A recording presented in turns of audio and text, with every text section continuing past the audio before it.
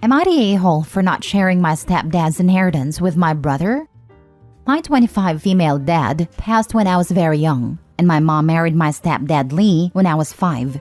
Lee is wealthy, and my mom never had to work, and I was given everything growing up. The only thing we never received was acceptance from Lee's family, as they were not pleased that Lee chose to marry a widow with a child. Lee and I were close though, and he continued to care for me even after my brother Sam, 18, was born. My mom clearly favored Sam and didn't really focus much on me. Lee's relatives warmed up to my mom a little with the birth of Sam, but I was still treated like something invisible. Sam was often invited to Lee's relatives' houses to play, and he and I are not very close. I decided to go to university overseas, and Lee gave me enough money that I didn't have to work or worry financially. He also was the only one calling or writing me regularly, while I talked to my mom and Sam like once every couple of months during my university days. After graduation, Lee wanted me to come home, but I wanted to work and be on my own for a bit. Then the pandemic happened and I was unable to fly back. When the lockdown was over, my family came to visit me once and left when I preferred to continue working where I am. Lee came to visit me a few more times by himself. A few months ago, Lee passed away from a disease he never let anyone know he had. In his will, he left his businesses and house and most valuables to his relatives. My mom almost nothing, though she can keep what he has already given her. 2 cars, jewelry, and cash of about $60,000 as my mom never legally married him. Sam about $150,000 and the rest of the money to me. It was 7-figure US dollars, a life-changing amount. Turns out Sam is not Lee's biological child, which he found out only recently.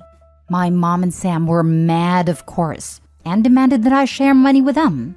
I said I'm willing to put the money in some low-risk investments, and we can split the gain, but it's not good enough.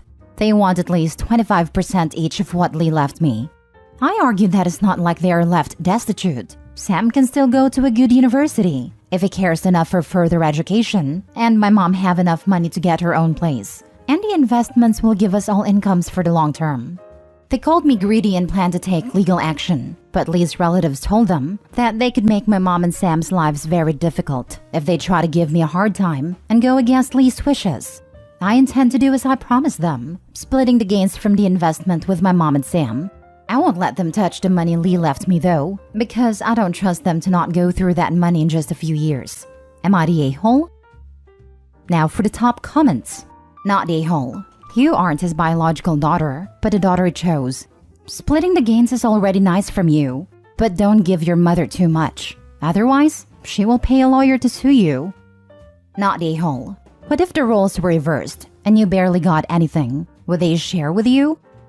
This. If OP shares the gains, where or when will it end? Her mother and brother will feel entitled for a lifetime, when Lee specifically left that money for OP. Not the a-hole. The best way to honor Lee's wishes is to let them have exactly what he wanted, and no more. They aren't entitled to what Lee plainly didn't want them to have. That is the best and legal response I would suggest. Why open a can of worms? Just be calm and relax.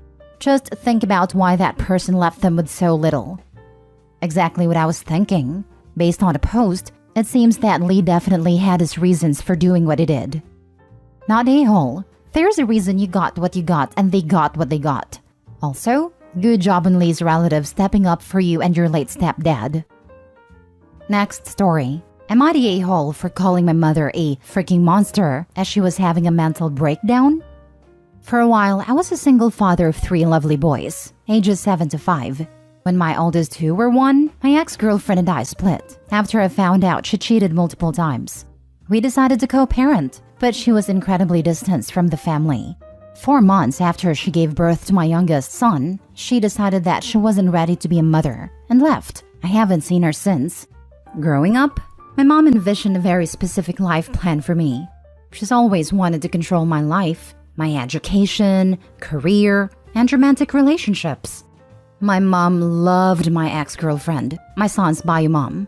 To her, she was the perfect woman. Even after I told her the details of my ex walking out on my family, she still adores her. My mom even blames me for her leaving me. Oh, you must have done something to make her leave. Oh, you probably didn't treat her like a gentleman, etc. It's emotionally taxing, and I don't speak to her much. To her, I'll always be a failure, a disappointment, and she has made her thoughts very clear to me. My girlfriend Fiona and I have been dating for 3 years. When I met her, I wasn't actively looking for a relationship, but I'm so incredibly happy I met her. She's wonderful, and I can't wait for her to officially be a part of my family. The boys love her as well. My youngest even call her mom, and I love her. My mom, of course, does not. She does not like Fiona at all because she's not my ex, and thank God she isn't. And Fiona will never be good enough for her. My dad invited us to celebrate my mom's birthday. My dad told me that if I brought Fiona, he would ensure that there would be no drama. I wish it was a nice, calm afternoon spent with family. But my mom is a heavy drinker, and late into the afternoon after having way too much to drink, she starts playfully chasing my son around the yard. He got scared, crying, and runs to Fiona. My mom, extremely drunk, begins to curse out a 7-year-old boy from running away from her. Fiona interjects and yells at my mom that she can't yell at her son, her words. This sets mom off. After hearing Fiona refer to the children as her own, my mom begins ranting loudly about how Fiona will never be the boys' bio mom, their real mom, and how their real mother would have never poisoned their heads and caused them to be afraid of their own grandmother. Fiona is in shock, but I loudly yell back, "Maybe my kids are scared of you because you're a freaking monster." Fiona, the kids, and I left shortly after. My dad texted me. He told me that I shouldn't have called my mother a monster when she was clearly having a breakdown. My mom is having a hard time accepting Fiona, and hearing Fiona was probably the last straw. He's encouraging me to apologize before my mom apologizes. He wants to clear the air and everything to return to normal, but I don't want to do that. Not the a-hole. There is a difference between a breakdown and a tantrum. Your mom was having the latter. Personally, I wouldn't want someone in my life who treated me, my significant other, and my kids poorly. I was about to say, that's not a breakdown, that's an angry drunk. I'm somewhat at a loss for words here. Does Opie's dad see nothing wrong with an adult drunkenly chasing a child around until the child flees in terror to a safe adult? After that, it would have to skew severely sideways for me to think Opie could possibly be the a-hole. Not the a-hole. Nope, the father sounds like an enabling doormat, forever singing, "Sit down, you'll rock the boat." Not the a-hole. Your mom was being toxic, and if I were you, I would cut contact with her. I'm happy you seem to have met a lovely woman that sees your kids as her own. I wish you, Fiona, and the kids the best. Do not apologize. Your dad is enabling her behavior. Right. Opie, you need to go no contact with your mom. Your kids do not need to have those memories or such a toxic relationship in their lives. You suffered through it, but they don't need to. Also, marry Fiona. Clearly, she loves your kids and they seem to love her. And then, move. Release the toxicity from your life. Not the a-hole. Your father wants to keep the peace by not holding your mother accountable for her actions. It sounds like a bad environment for your family. You'd be well within your rights to go no contact or low contact with your mother. Spineless fathers and abusive mothers, a much too common occurrence. Everybody sucks here. Your mother for obvious reasons. You for continuing to subject your kids and Fiona to the company of a freaking monster. There's been plenty of history here. Don't act like your mother's behavior was some surprise. If you won't drop contact with your mother, at least interact with her on your own. Next story. Am I the a-hole for sarcastically congratulating my dad? So when I, 17 female, was 5, my dad left my mom and me. Since then, I saw him maybe 3 to 4 times at family functions. And from family, I found out he got married and had other kids. I figured he wouldn't have been a good dad, just because of the type of dad he's been to me my whole life. Yesterday was my great-grandma's 100th birthday, so we were doing a big party for her. A few days ago, I found out from my grandma my dad is going to be there, and more than likely with his kids. I was still going to go though, because I've always been close to my great-grandma. About an hour of me being at this party, my dad, his wife, and their 2 kids walk in. The kids were about 3 and 6 years old. I watched them off and on through the party. My dad was actually being a dad. He was playing with his kids and listening to them, even had cute nicknames for them. Then my dad came up to me and said pretty much, hey Opie, how have you been? It's been a while. I will admit, I was upset seeing my dad act like the person he never was to me and has never put in the effort. So I said I'm okay, and then pointed over to his kids and said, congrats on actually being a dad this time around. My dad got mad and said he's sorry, but he can't change the past. But he never even puts up an effort now to call or text me or wants to come to visit me. I then had other family members tell me I need to grow up and get over it, and now be happy for my dad. So am I the a-hole? Now for the comments. Get over being abandoned by your father? More than your dad, his family is the a-hole. Clearly, they enabled him, not the a-hole. 100% agree. Your father needs to own his crappy behavior and treat you with the respect you deserve. Also, Opie's still a minor. It's not like she's 35 with kids of her own and the ship has pretty much sailed on being a parent. Dad could absolutely still step up and be a parent to Opie now. But he's got his shiny new family and don't give a hoot, I guess. Absolutely pathetic. Opie's not the a-hole in the slightest. Not the a-hole. The past? Okay, then it's his responsibility to fix it in the present and for the future. His deadbeat bum didn't even try. If anything, you were too nice. Should have given a lot of choice words to him. It's not even the past. Opie is still a minor. He could be co-parenting her right now. Instead, he's treating her like an awkward ex at a high school reunion. Not the a-hole. Abandoned by your father, scorned by your family, plus sarcastic quips. This is the making of a real superhero's origin.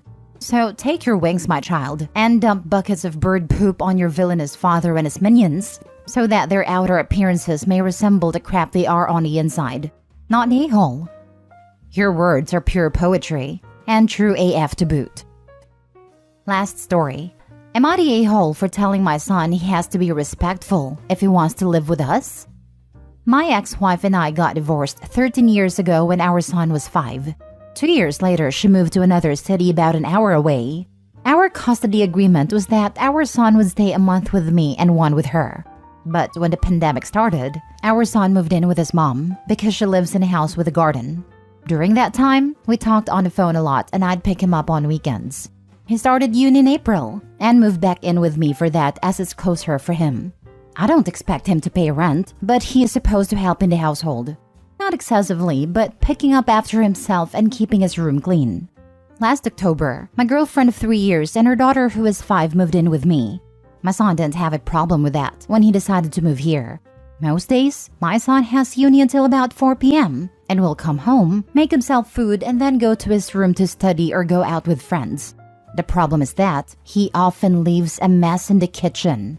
I told my girlfriend not to clean up after him, as he is old enough to do that himself. But she still does it sometimes when she needs to use the dishes. I get home around 6 p.m., and if I see that there is still a mess, I will confront him about it. He usually grumbles a bit, but eventually cleans it up. Yesterday, came home to find the kitchen in absolute chaos, and my girlfriend close to tears in the living room. When I asked what happened, she told me my son had once again made himself something to eat but left everything he used out. This time she'd been in a hurry as she wanted to make her daughter a quick lunch before dropping her off at a birthday party and didn't have time to clean up first. When she asked my son if he could put his used dishes away, he apparently got angry and told her to buzz off. He used few more words that I don't want to translate and ended up shutting the door in her face. I went to his room to confront him and he again told me to leave him alone. We had a fight, and I told him if he wanted to keep living here, he had to show some respect. Not only by cleaning up after himself, but also in the way he talked to my girlfriend. He then left to stay with a friend, but not before calling me an a-hole, and I haven't heard from him since. Part of me is thinking I shouldn't have let him move back because of his behavior. But on the other hand, he is my son, and it's very difficult to find a place to live right now, especially for students. So Reddit, am I the a-hole? If this is really the whole story, not the a-hole, your son should be expected to clean up, and the way this was communicated was not unreasonable. But I feel like there is more to the story. I feel like you and a lot of r/AITA readers usually want there to be more to the story, so it's a nuanced and complicated tale of morality and judgment. But the simplest explanation is often the correct one, and this would not be the first 18-year-old/college kid to be disrespectful to a step-parent and not clean up after themselves. On the flip side, these stories are always curated by one person. You assume that every poster is subjective when it's something many people aren't capable of. Info: could it be that there is more going on in the background? Did you know your girlfriend prior to living with her? Why is your girlfriend the one always at home? Could it be that she maybe said or did something you don't know about? Does she work and pay rent? Also, you didn't include any ages. How old are you and your girlfriend? Anyway, based on the info you gave, not a-hole. He is acting very entitled.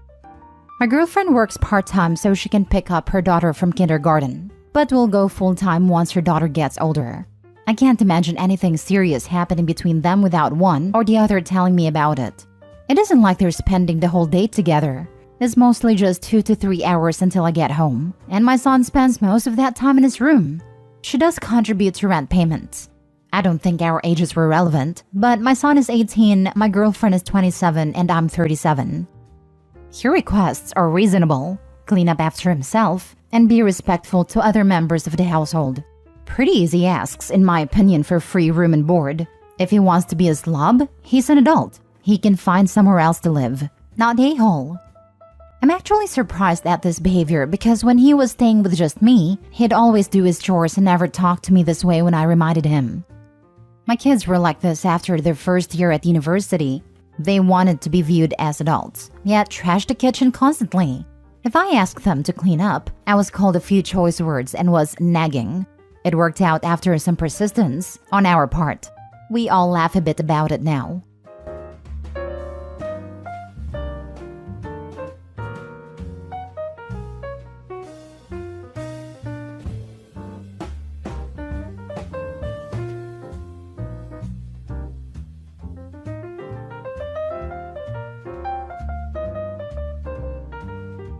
Update to my parents getting my brother a car on his 18th birthday and not mine. Original post. Okay, I know the title sounds like I'm spoiled, but hear me out. My brother 20 got a car for his 18th birthday. Not a new car or anything. It was a 20-year-old Lexus that was in a pretty good shape. And he rubbed it in my face for the rest of the time he was in senior year of high school. Compared with my brother, I get just as good of grades as he does. Better in some cases even. I worked my hardest in the hope of fairness. I even did some volunteering cleaning up garbage in my local area. Then my 18th birthday came and went a few weeks ago. And the only thing I wanted, the only thing I was hoping for, was a car. I wasn't expecting something like a new car or a sporty car. Just something reliable like my brother got. My party wasn't even anything like my brother's 18th. For his 18th, my mom baked the cake herself. It was a delicious layered chocolate pudding cake, while I got a sheet cake from the supermarket. For his, they got a DJ. For mine, it was my dad's old boombox with a couple of mixed CDs. We went through the whole party and I figured my parents might have just been waiting to spring a surprise gift on me. But that didn't happen. I asked them as things were wrapping up why there was no car when my brother got one. And they said that they felt like he had worked harder for it. I asked what he did that I didn't do, because I did all of that and more. My grandma was nearby and heard everything. And then she asked them why as well. She ended up lecturing my parents that she was very, very, very disappointed in them for showing favoritism. Then she proceeded to announce to everyone still there that my parents thought it's fine to get their firstborn son a car and DJ, but not their second. And then she even pointed out how much harder my parents tried for my brother's 18th birthday than they had for mine. My uncle was the first to stand up and say something. Then everyone else who'd not left yet. I ended up just walking away and going to my room to sit and think. I got a few I'm sorry calls from my relatives and my grandparents convinced me to go out with them for the evening. But when I got back, my parents were angry and told me I'd shamed them for the whole family. I just walked past them because I didn't want to fight. The next few weeks went by with a silent treatment between us. But then a few days ago, my parents suddenly surprised me with a white 98 Subaru Legacy that runs great. They practically threw the keys and the title in an envelope at me and said to have fun. I got the car and they're paying for the insurance for the next 6 months like they did for my brother. I know a car isn't really a right, but a privilege. So I feel like I've essentially blackmailed my parents into getting me one. Am I the a-hole for how all this played out?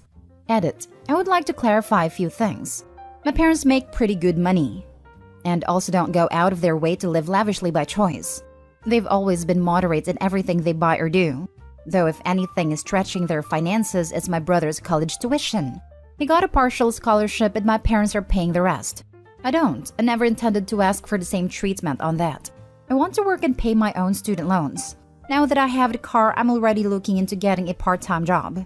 This also isn't a gender thing, as I'm male like my brother. The bill of sale for the car I got says my parents paid $1,600 for it. My brother's car cost them about $30,000+, if I remember correctly. But I don't see it as a money issue. I actually really loved a Subaru, and told my parents so, though they did not share my enthusiasm. I also did try to talk about a car with my parents a few times last year, but they always dodged the conversations about the topic. I figured if I talked about it too much, it would ruin it, and so I stopped.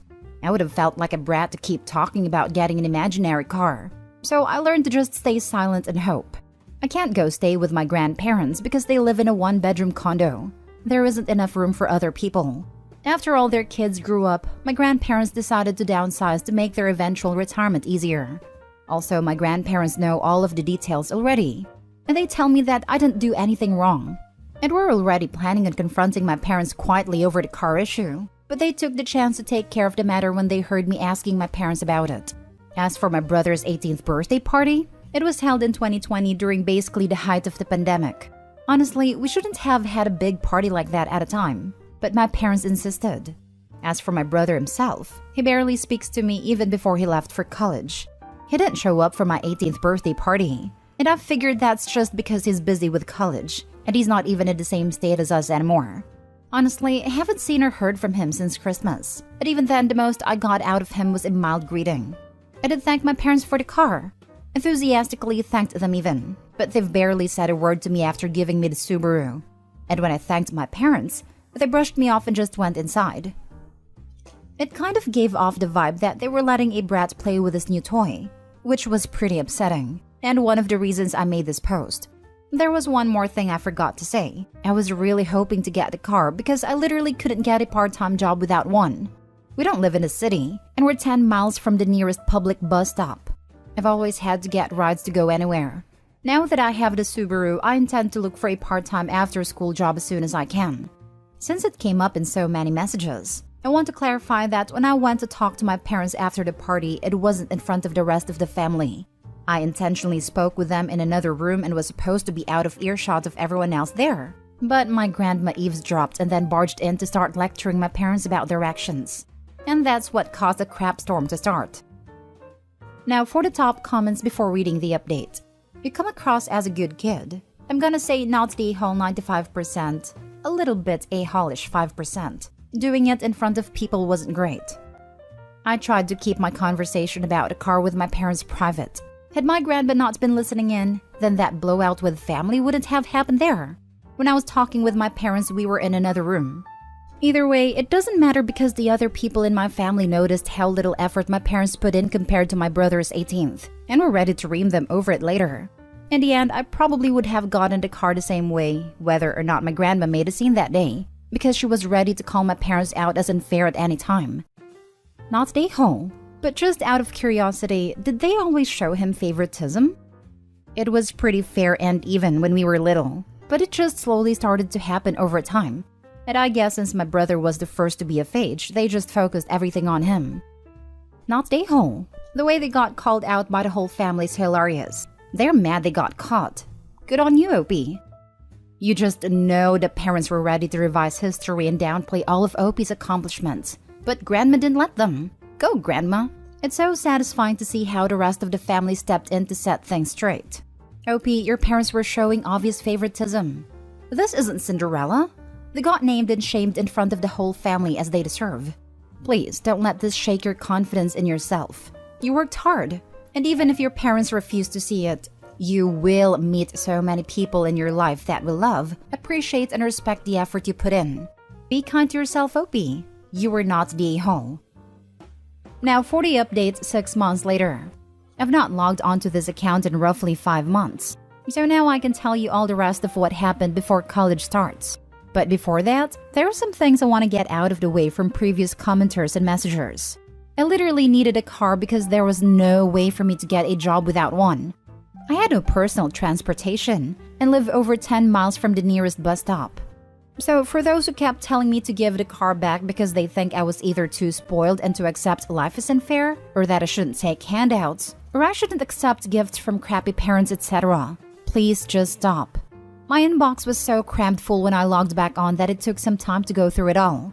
It doesn't really matter anyway though. I did get a part-time job that later went full-time for the summer after I graduated. But 3 weeks into working part-time, the Subaru blew the head gasket while on the highway at like 45 miles an hour. The temp gauge redlined, and I had to pull over and call for help. My grandparents took a look at the car and found that someone had ran a lot of gasket sealer in it, and it was still in the coolant. The car was basically band-aided back together before my parents bought it, and was then barely hanging on by a thread. It drove great, and I was never pushing the car hard as I'm kinda a slow driver. My parents claimed no prior knowledge of the problem, but their only real reaction was to shrug and say it was karma for making them get me the car in the first place. Well, that was a mistake because my grandparents were right there to witness that. They turned to my parents like none other. My grandma told me to go wait in my room and let them sort this out. It was 2 hours before I was called back into the living room. My parents were on the couch and both looked like they'd both been metaphorically hit by a truck. My uncle and 2 other relatives were there now too. My grandparents had gotten it out of them that when they bought the car, they just looked for the cheapest thing they could find close in the area that still ran, and bought it no questions asked. They didn't even bother to inspect the car, let alone properly read the ad for it. My uncle, who knows a thing or two about cars, told me that the engine would basically need to be rebuilt because the head gasket warped at the block, and it would cost more than the car worth to fix it. I had to call into work and tell them I wasn't able to make it in because my car was dead. They understood and basically put me on a sort of unpaid leave for the moment.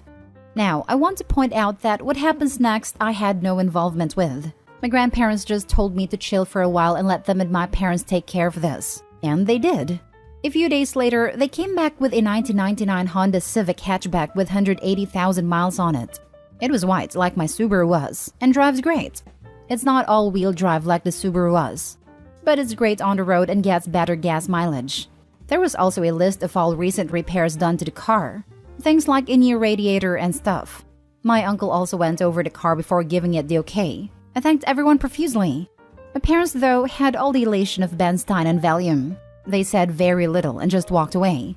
There wasn't even that vibe they had last time of acting like they were giving a new toy to a brat. If I could put it to words, the way they acted was just pure defeat. The Subaru got resold later for $400 since that was the best we could get for it with a blown head gasket, and that money was put into my savings. That's only half of what happened though. You see, when I said I did better in school than my brother, I wasn't kidding. My brother got a 30% scholarship after he finished high school, while I got a 50% one. Not at the same college of course, but at one comparably good that was also closer. To say my parents were shocked is an understatement.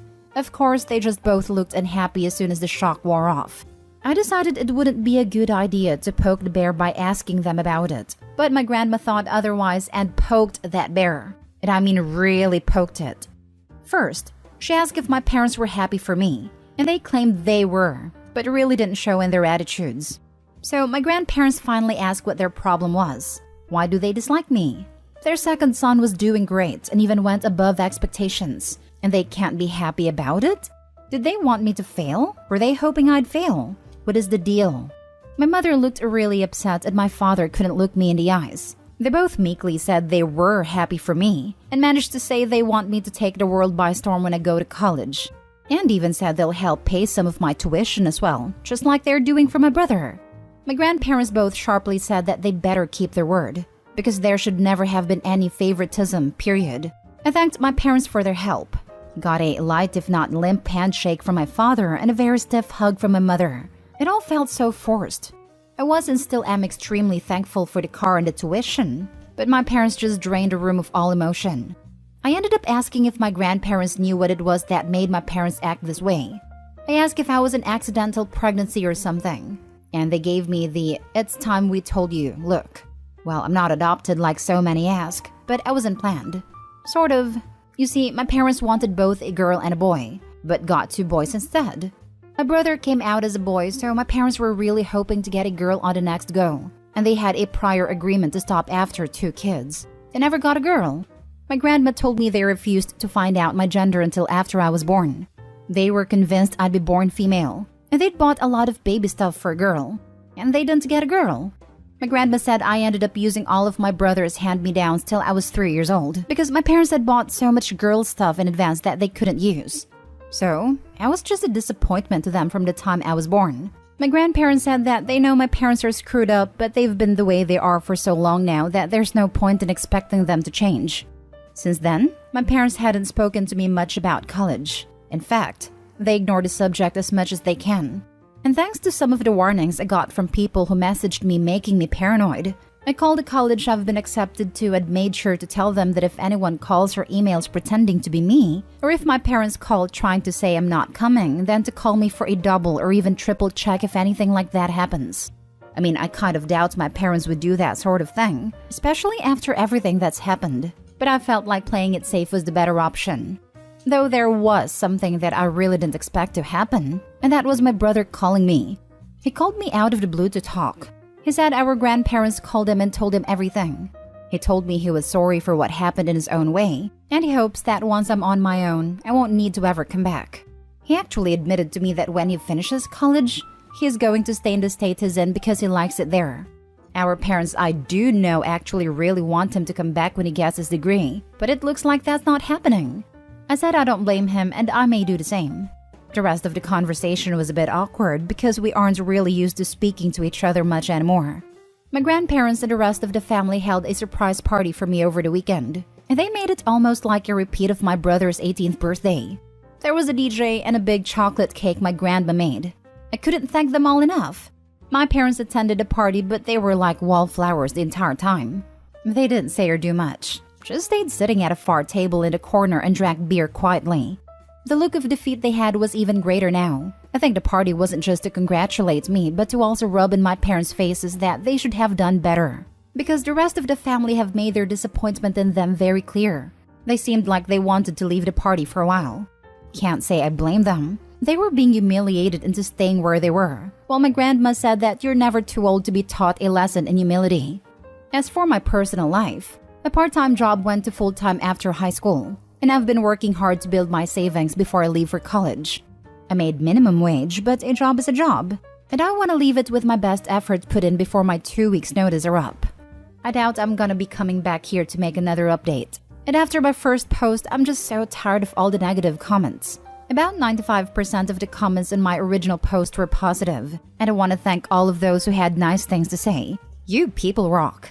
But the negative comments were so bad that I found it to be mentally draining. Some of the people who commented such negativity honestly feel like they've got worse issues than me. Lots of projecting maybe. If anyone had something harsh but constructive to say, that was fine. But some people just raged at me like they were foaming at the mouth. I really don't want more of that. This is a bittersweet update. I'm so glad your family's rallying around you. This is how you deserve to be treated. You've achieved so much and you should be celebrated. Your parents, well, they have to deal with their own mess. I hope they think long and hard about how terrible they've been. I hope your college experience is amazing. Bittersweet is an apt description of how it panned out, but I'm glad the rest of my family had my back. Hopefully knowing the history will help you move on. Thanks for coming back. Grandma's awesome, and so is the rest of your family. So glad that you have their support. Congratulations to you. Grandma finally had a chance to do to these people what she had watched them to do when Opie was growing up and could do little about. Way to go, Grandma. Am I the a-hole for shouting at my sister while she's on her deathbed? My 26 female sister Nancy, 39 female, and I have had a strained relationship for as long as I can remember. For a bit of background, Nancy's parents were my late aunt and uncle, who passed away in a car accident when she was 6, and my parents adopted her. Growing up, I realized that she got more love and care than I did, but I just wrote it off because I didn't want to blame her for her trauma or how she handles triggers. When I was a teen, I got tired of her always needing to trump my accomplishments or be the center of attention. I finished high school when I was 16, and after I received my matric results, my parents planned a big party for me. But the week before, Nancy fell down a flight of stairs, and my party had to be canceled. As I was sitting in a waiting room with my parents, I had an epiphany and realized that a lot of her accidents coincidentally happened when something big was planned for me. A month before my 21st birthday, which was going to be spent on a cruise, she started having dizzy spells, and a few days before, she fell off the roof as she was trying to patch a few leaks. Rightfully, I was upset, and my parents lashed out at me for being selfish when my sister got injured trying to do something to help them. When I graduated my MBA at 22, she got very sick after eating shellfish, which everyone knows she's deathly allergic to. The day after my partner proposed, she got into an accident while driving on a sunny day with great road conditions, saying that she didn't see a light pole or something. She threw me a surprise engagement party, and guess who accidentally ate prawns and was rushed to the hospital halfway through the party? To avoid any drama at my wedding, my partner and I decided to elope with a few friends, and it was the first time something was all about me, for once. My parents were bitter about not being part of wedding celebrations, so we planned a reception type thing for friends and family on our second anniversary. My dad will walk me down the aisle, and my mom will do the something old thing, etc. They had been buzzing with excitement and looking forward to the wedding. The event is this coming weekend, and guests have already started flying in, as they want to celebrate the whole week and treat it as a reunion of sorts. But like every other big moment of my life, I am writing this post sitting in a hospital waiting room because Nancy apparently had a big psychotic break because her boyfriend dumped her in February. So there is a psychiatrist admitting her for 21 days as he believes she's a danger to herself. And now my parents are trying to talk me into postponing because it would be heartless of me to celebrate while my sister is cuffed to a bed for the next 3 weeks. I had a meltdown of my own and told my sister that if she wanted to go to heaven that desperately, could she not have done it when we were younger so I could be spared from all her drama? And now there's a handful of family members who are calling me a cruel bridezilla for taking my stress out on my sister when she's so unwell. I told all of them that I would be proceeding with the wedding, as a lot of time and money had already gone into it, and they're welcome to mope around a hospital to support my sister. They told me that I was unfair for making them have to choose between a party and my sister, who is on her deathbed. Edited to add, I know she isn't in her deathbed. Any sane person reading this post knows she's not on her deathbed. But to my family, this is a life or death situation, because only God knows what they'll do to her in there. And they're especially incensed by the very limited visitation because they're convinced the psychiatrist is doing it so she can get pumped full of medication, and so the hospital can make money, yada yada yada. Now for the top comments. Your sister is a drama queen, and your parents are her flying monkey attendants. Deathbed? She's on a psychiatric hold which is hardly a deathbed. Please go no contact with these people. Who knows what antics she will pull when you are in labor trying to deliver your first child. Not the a-hole. Oh, I gave birth in March last year, and that time, she fainted in the delivery room, and I got a smack from my dad for allowing her to see something so gruesome when I know she's fragile. Just typing that out made me laugh a bit, because it's just so unfathomable. Your dad blamed you for giving birth and traumatizing your adult sister? OMG. I swear. I had initially asked them not to be at a hospital, but they showed up, and I was honestly too tired to deal with the fallout, so I let them keep me company. When I was pushing, she first started gagging at my nurse, God bless her soul, told her to leave the room. And she fainted outside and all hell broke loose because I apparently did that on purpose. The nurse kicked all of them out and things went smoothly, but my son's birth will forever be tainted by that mess. Next story. Am I the a-hole for not inviting my sister to my wedding because she cried rape on my fiancé? This might be long, but I apologize. My sister Ellie has issues. Not sure which issues, as she's never seen a doctor or been diagnosed. But my sister has always had a need to be the center of attention. When she was in middle school, she harmed herself to look like she got jumped at school. Freshman year of high school, she put herself in the hospital for stabbing herself in the arm several times with scissors because my parents grounded her. These are just some of the many psychotic things my sister has done. Well, in junior year, my sister cried on this guy, John. We believed her. Then when my dad showed up at John's house and the police were called, my sister admitted she was lying. Admitted she had a big crush on John and he rejected her. 7 years later, John and I worked together. We fell in love, and we had our first child 6 months ago, and our wedding is scheduled for December. As our date approached, my sister reached out and told me she still didn't get her invite. I told her I wasn't comfortable having her at my wedding, We don't see her much because of what she did. She said that was unfair and she couldn't miss her sister's wedding. And I said that was perfectly fair, especially since her past with John. She said that wasn't fair of me to hold that over her head since it was so many years ago and that she was family and she deserved to go. I told her that wouldn't be happening and said I was sorry. She then called my mom, who called me, trying to persuade me to let my sister go because it's not her fault she has issues. I refused. My sister then called me hysterically, accusing me of stealing the life she always wanted and saying how sorry she was and begging me to go. I hung up. Am I the a-hole? Not the a-hole, but I think you will need security at your wedding to deal with your sister when she shows up. Because the last thing you want is her showing up and causing a scene, which from the sounds of it is something she will do. Let your mother know if she keeps up her BS. She may not have any contact with any future children that you have. Sorry about what has gone on, but you need to stand your ground. Prepare for the worst and hope for the best. Congrats on your forthcoming wedding. She has only met my daughter once already, which was the only time I've seen her in 6 months. Sounds like you already went low contact. Good on ya.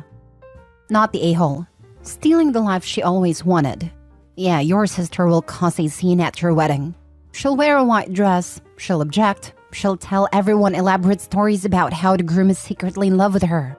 She'll give an inappropriate speech. She'll tear off her shirt and dance on the tables. Absolutely perfectly not the a-hole.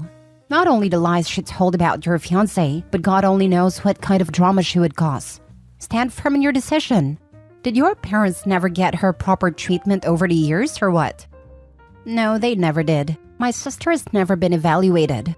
My sister had been in the hospital 5 times throughout high school for harming herself, and the hospital had child services come out. And they tried to persuade my parents to have her evaluated, in which my parents agreed but they never did. Even as an adult, she's acted out aggressively to herself. Next story. Am I the a-hole for uninviting my partner's family from our wedding? My partner and I recently became engaged. We plan on having about 40 guests, mostly from his side, as I only have one living relative whereas it comes from a large family. I set up a wedding website last night, and on it I gave our registry with a link to our wish list from an online store for inspiration. The wish list had a whole bunch of household items, kettles, toasters, etc., ranging in price with all of them coming in at under $50. The cheapest item on it was a set of ceramic measuring spoons at $15. The most expensive was a porcelain dinner set at $49. When I asked my partner to look through everything on a website, he told me that his extended family members won't be expecting to give us any gifts at our wedding. He said that at most, we might get a bottle of wine from somebody. I don't even drink alcohol, but that we would not get anything from his aunts, uncles, cousins, etc. So doing a registry is a bit much, given nobody's going to look at it. I was absolutely shocked. I think it is the height of bad manners to attend a party, whether it's a wedding or a birthday or whatnot, and not bring a gift of some sort. I cannot imagine going to an event someone has organized for me, eating a 3-course meal they've paid for, dancing to a DJ they've paid for, drinking the drinks they've paid for, and not even bothering to buy them a $15 kettle. I think it's extremely entitled and lacking in any class. I know that if someone came to the wedding and did not give a gift, I would find it deeply disrespectful, and it would sour the whole event for me. So I told him if any of his relatives cannot be bothered to bring a gift to the wedding, then I would rather they not attend at all. I told him I'm not happy paying to entertain someone who can't even show the good manners to offer a token thank you on the day. For me, it's not about the gifts. We already have a perfectly fine toaster, etc. It's about the principle of showing thanks for time, money, effort, etc. spent on giving everyone a good time.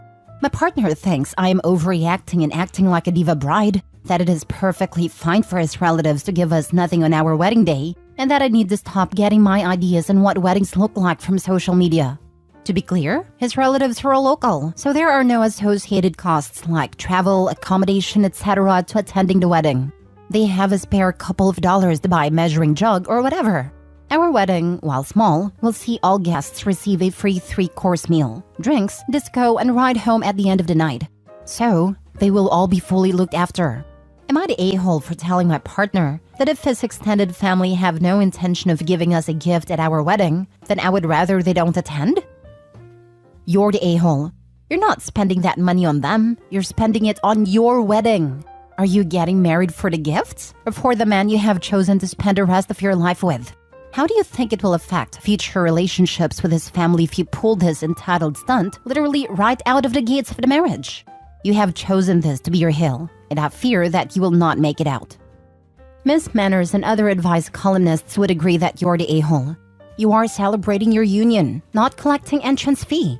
It may be disappointing should people choose not to give a token gift, but please don't keep score and turn vindictive. Disinviting them sours all relationships moving forward. No one is actively plotting to disrespect you. So put on a happy face in what should be one of the happiest days of your life. Be generous of spirit and let it go. Why don't you just not have a wedding and elope? Don't waste your money for others to have a good time. If they want to celebrate your marriage, then they can hold a party. If not, just celebrate with your fiancé. But then she wouldn't get any gifts at all. But if she really doesn't care about that, like she said in her post, then it shouldn't be an issue. Why would anyone pay for a wedding and catering and a reception place and a DJ and a photographer and a priest and everything and not bring a gift for the newlyweds? There's no way I'd pay for all that stuff to be taken advantage of. I originally wanted to go to a registry with just my partner, our parents and his siblings, nobody else. Then maybe go for a quiet dinner at our favorite restaurant. It's my partner who wants us to have a big, by comparison, formal wedding with extended family members and so on. Which, I suppose, is part of why I feel so slighted by them not even bothering to give a thank you card. But you don't care if your fiancé feels slighted by you and inviting all his family based on something that hasn't happened yet? This is clearly important to him, but you're willing to uninvite them because they don't meet your expectations? That would irreparably harm their relationship and would be super selfish. Last story. Am I the a-hole for refusing to babysit during brother-in-law's wedding? Me 32 female, husband 34 male. 2 weeks before our 2018 wedding, brother-in-law got drunk during hubby's stag do. Brother-in-law and 2 cousins shared group texts with everyone at a party about me, which were extremely offensive, resulting in an argument between husband and brother-in-law. No one ever apologized. In-laws covered for those involved, said I overreacted. It was just British humor. These comments mocked my appearance, non-Brit accent, family and health issues. I basically ignored everyone from that point on, always polite but distant, and made no attempts at friendship. At Christmas, we announced our pregnancy and due date of August. At the same time, brother-in-law/future sister-in-law announced their wedding date and venue for October 2023. The location is 2 hours from our house. A few days later, mother-in-law asks if I had looked at venue online, which I had. The venue caters to kid-free events. I said to mother-in-law that it looks lovely, but I was concerned about kid-free element and distance from our house since weddings are an all-day thing. Mother-in-law says, "Oh, they're not having a kid-free wedding." We got an invitation in the mail. It's kid-free, which is okay with us. With the invitation was a note which read, "At request of mother-in-law/father-in-law, they have reserved a guest room at the venue for us the night of wedding." We politely replied to RSVP saying we wouldn't be attending because we couldn't leave our baby overnight as we have no one we feel comfortable leaving him with. He'll only be 7 weeks. I have no family in the UK. Hubby's family will be at wedding, and hubby said he won't go if baby and I aren't going. Next day, mother-in-law/father-in-law call upset we aren't attending and say I could spend a day in the room during the wedding because it would look bad if hubby's not there. Hubby told them that was ridiculous to expect me to spend a day in a hotel room with my infant. My father-in-law argued that several cousins had small children and were still attending, but we stood firm. 1 week later, father-in-law announces that a cousin's friend has agreed to watch all the family's kids. 6 kids under 4-year-old, plus our 7-year-old in our home during wedding, since it's closest to venue. We politely declined and explained I just had a C-section 8 days ago. I'm also not leaving my then-be 7-week-old overnight with one stranger and a group of 6 kids. We thought that was the end of it, but 3 days ago got a message from one of the cousins asking to call about wedding. I showed it to hubby, and we forgot about it until yesterday. Cousin's wife called wanting to know what items she should bring for her daughter. Turns out, father-in-law and brother-in-law told family that we aren't attending to keep all the cousins' children. I was mad and told her that was not true. I wasn't running an overnight drop-in service for a bunch of people who didn't even like me. And now in-laws are saying my refusal is embarrassing and makes them and brother-in-law look bad. Brother-in-law has called repeatedly. Several group text participants have left messages to chat. My husband and some families on our side, but others feel like I'm being petty and holding a grudge to ruin brother-in-law's wedding. So am I the a-hole? Not the a-hole, but be prepared they will leave their kids at your doorstep the day of. Don't be home. Plan a trip with your baby and husband. Your husband is doing the only thing that he should do, and that's not going to that wedding. Especially since his family keep disrespecting you, his wife. The sheer audacity. This is genius. Overnight at a hotel nearby and put your phones on Do Not Disturb. Make sure you leave 2 days before the wedding or more. They will try to corner you into accepting. Screw them. Just park the cars down the street and close the blinds so they think you are not home. They just expect you to take care of 6 other kids when you have a new baby and have recently had surgery. They didn't even ask. Not the a-hole. That's why I was so mad. Adding to that, 3 of the 6 kids I've never even seen because they live 8 hours away and only met the parents one time, so it feels really awkward. And 6 little kids bringing who knows what germs from daycare, etc. to your home with your 7-week-old baby.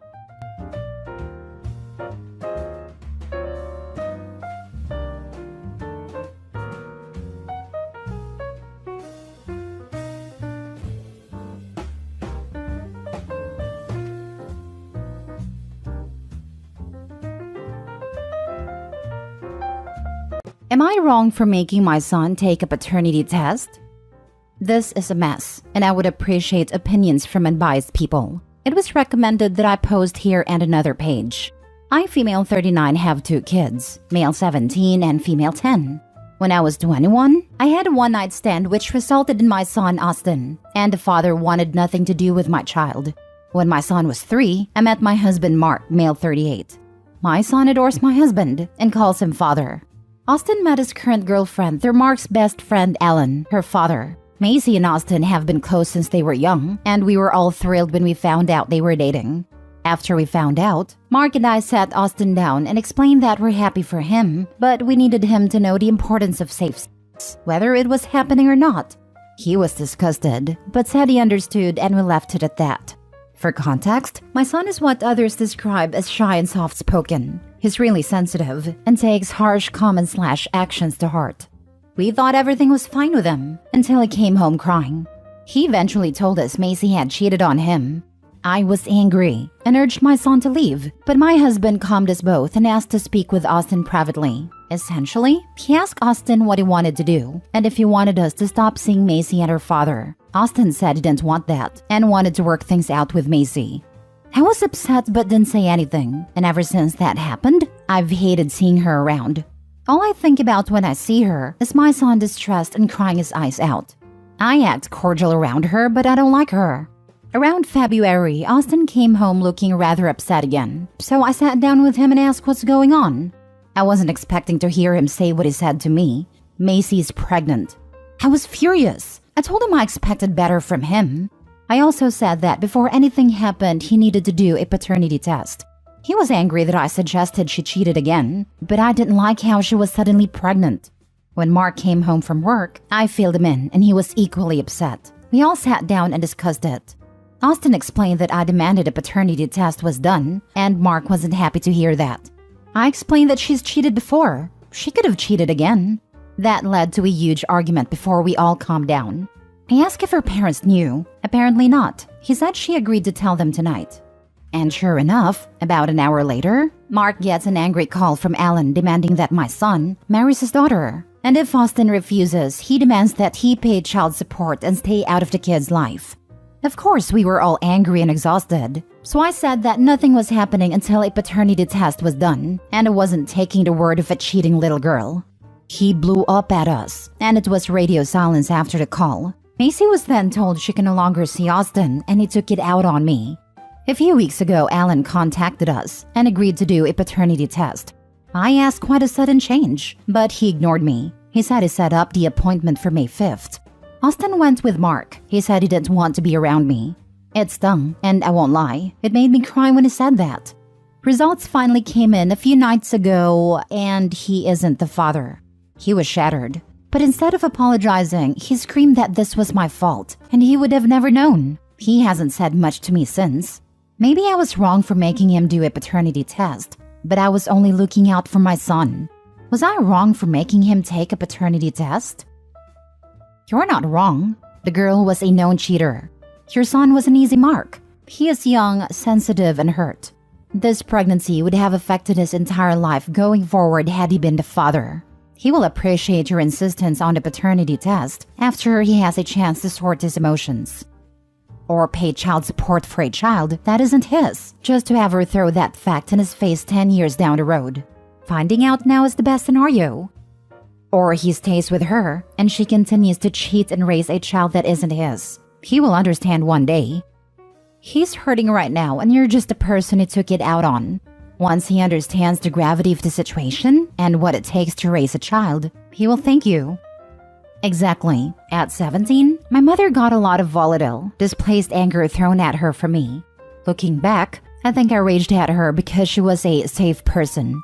By that, I mean even though there may have been consequences to my actions, I knew no matter what she wouldn't leave or reject me. Opie, your son is taking this out on you because he trusts that you love him and will be there for him when the dust settles. As counterintuitive as that may sound, it's safer for him to direct all his pain and anger at you than at the ex-girlfriend. You did the right thing getting the test. Continue to be there for your son as he processes this heavy ordeal, and eventually he'll come to understand. This applies to all ages. A friend told me the other night that she'd heard a loud house full of yelling and screaming is one where the child/children feel safe to express their feelings and opinions with their parents. It's the quiet houses that you should worry about. 1,000,000% not wrong. He will appreciate it one day. I'm not sure why your husband was so against the paternity test from the start though. Since your husband was against it, your son feels like you're in the wrong for pushing on it. He's just dealing with a broken heart right now. Don't take it to heart. My take on the husband is that maybe this is a sensitive topic for him, since he's taken on a fatherly role to Opie's son who isn't biologically his.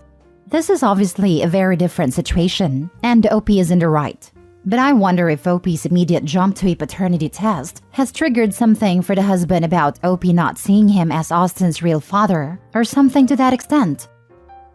Next story. 18 years ago today, I was essentially erased from my family's existence.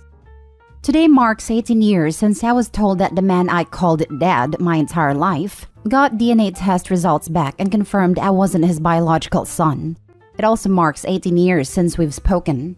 In his eyes, regardless of raising me my entire life, I don't exist. The kicker is that my mother is still with him and lies to everyone about his relationship with me. I am not welcome in their home, and there are 0 pictures of me or my children displayed. I've effectively been erased from existence, at least in his head. He and my mom married prior to the Vietnam War, and when he returned, he decided he didn't want to be married anymore. So they split, and she started seeing someone in the office she worked. He got jealous and wanted her back, so they got back together. Apparently, my conception occurred during that break. In the 18 years since we last spoke, I've learned who my biological father is, though he will not recognize the fact even with conclusive DNA tests. I've learned of at least 4 half-siblings, all of which are significantly older than me. While I've been able to connect with them, there really isn't any type of relationship there. The biggest impact this event had on me was increasing my issues with abandonment and feelings of worthlessness. It negatively impacted my ability to form meaningful relationships and continued to make me feel alone in the world. By all observations, I have a decent life. I'm a father to 2 wonderful children, involved in a community, and helped at their respective schools. But I still feel out of place, like I'm playing pretend around others. I constantly second-guess every interaction I have and never feel worthy of anyone else's time. It has been a major struggle. Battling anxiety and depression at the same time only makes it worse. Isolation of working from home plays into it, but I am happy in my current company. Only a select few people in my real life actually know any of this, and I feel like I'd be even more of an outcast if I told others. I just put on a smile when I'm in public and pretend like there isn't a huge hole in me. I don't even expect anyone to even read this whole bumbling spewing of word salad, but at least I've told the universe. If you are still reading this, I just want to say thank you for taking the time. I see you. I hear you. It sucks when someone else's problems become ours. Mostly the situation sounds like a him problem, not a you problem. Unfortunately, your mom and he have made it a you problem. The world has your back. Keep being the most you can be. Your validation comes from you, not another single person alive gets that work. Thank you. It's definitely difficult when people from my childhood ask how my dad is. I suppressed my feelings about the situation so long, but thankfully counseling has helped. You don't have to lie. Lots of people ask me why my dad wasn't around for my childhood. At first, I would lie or dance around it, but I realized it's so much better to say he was an alcoholic. I'm not hurting him by being honest. People don't look down on me for his choices. I've reconnected with my dad and still love him, but I'm still honest when people ask. It's my truth. Feel free to tell yours. The way your parents have treated you says more about them than it does about you. No child deserves that kind of BS. Yes, this. Exactly this.